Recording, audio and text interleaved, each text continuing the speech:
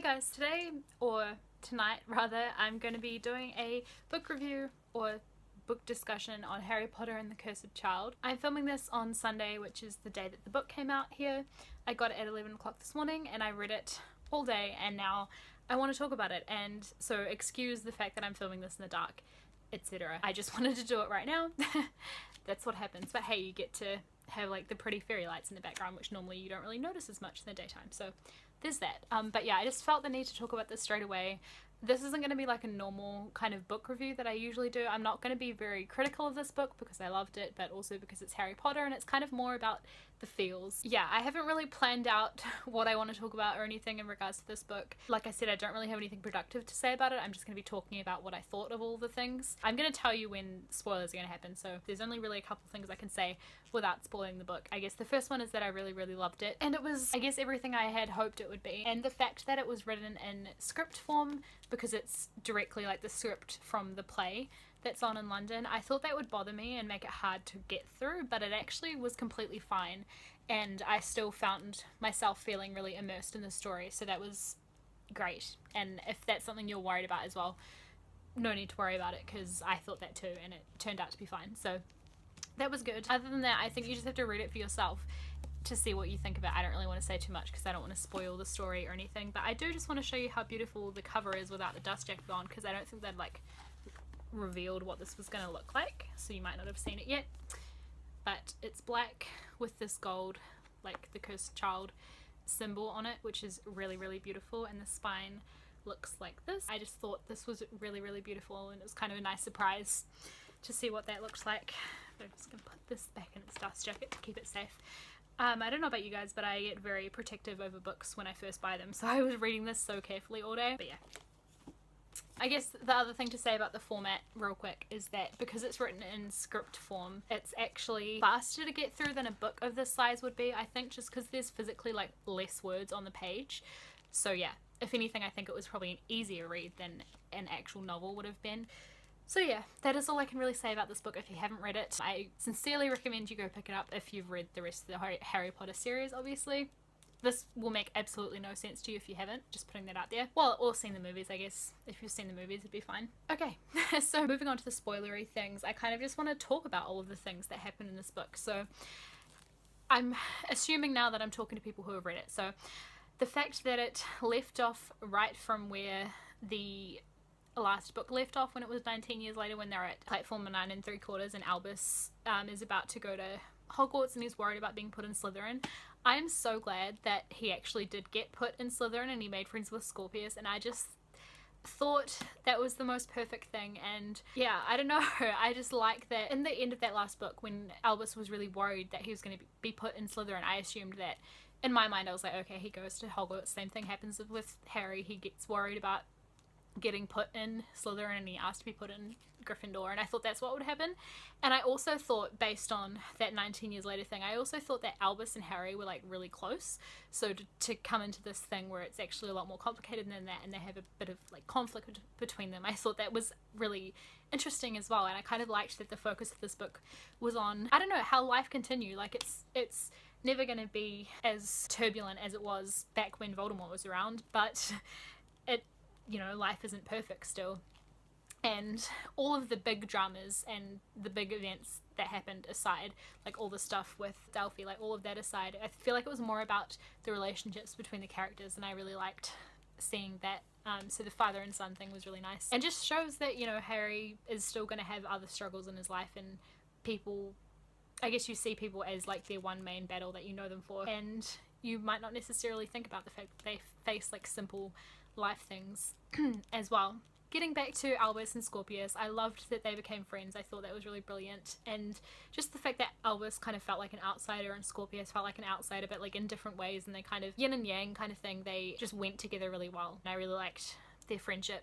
It was really nice. The one thing I will say is that I thought that, I want to know other people's opinions on this, because I, reading it, thought that Albus and Scorpius were going to end up together, because you know that the book starts when they're 11 and then cycles through till they're like in their teenage years. I thought that Albus and Scorpius were going to be a thing, like they were going to be together, in the end, like, they'd been friends since they were kids, since they first started at Hogwarts, and it was going to develop into something just from the way things were worded and the way the stage directions, or whatever the hell you call it. I haven't done like drama or anything in a long time, so I don't know what you call the things, but when it gives the directions of like what the person does, like looks at so and so in a certain way, just from those things and the things they would like say to each other, I just felt like there was a thing there. And I guess that thing ended up just to be a really nice friendship, which is fine too, but I just thought they were kind of hinting at something and then it didn't happen, and I was like, kind of sad. But maybe I've just been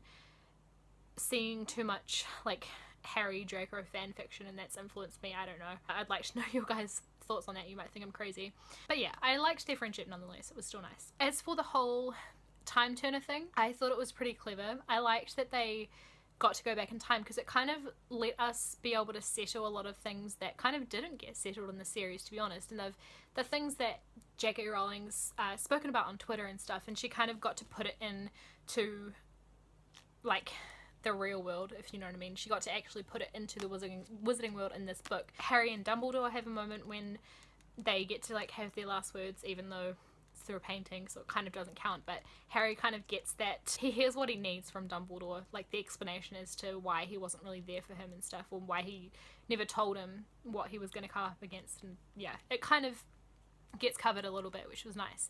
And also Snape, I like that we got to go back to Snape and tell him, you know, that he died for a reason and how wonderful everything turned out and how much everyone appreciates his sacrifice, and knowing that Harry named a child after him, like, that was really amazing, and I'm so glad that they did that. The other thing, the main thing, was the fact that Draco kind of gets his little redemption arc. I like that he's in it with all of them, and I guess he has to be because their sons are friends, but I just like that he wasn't made out to be the bad guy anymore.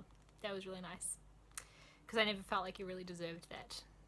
And goes to show, like, I guess the decisions he made after, you know, what happened in the other books led to him being not such a bad guy after all, and led to him having quite a nice son. So yeah, I feel like I'm coming to an end, running out of things to say, which is pretty sad because it means it's officially over.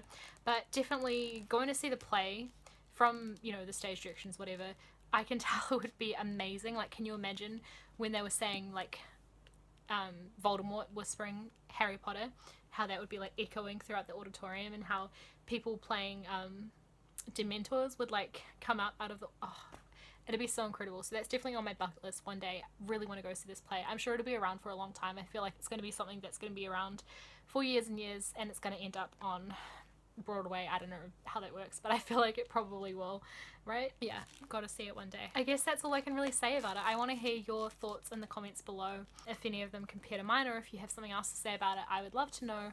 I love this book so much. It's going to be treasured forever, and I feel like now whenever I reread Harry Potter, I'm going to have to reread this one after too, because it just goes with it so well. And I guess that's the other thing I wanted to say about it, is the fact that I like that it doesn't really change anything. Like, it's only confirming what we already know, because we knew from the last Harry Potter book, because it goes into the 19 years later thing, we knew who everybody was with and like what kids were around, and we knew what some people were doing, and it doesn't change any of that, and it doesn't change the nature of any of the characters or anything, and it all still turns out good in the end.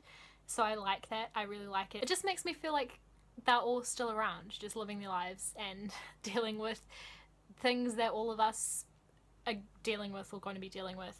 Obviously we're not dealing with Voldemort's like daughter, but aside from that, just life goes on, I guess, and that's kind of what this book is saying. And yeah, it was an emotional read. When I started reading it, I had tears in my eyes, because it's just, you know, these people, it's like reading about these people you've known your entire life and knowing that they're still around, and yeah, it's just something I can't really explain. But that's all I'm going to say for this one for now. I should stop talking, and yeah. But thank you guys for watching this, and I will see you with my next video soon. Bye.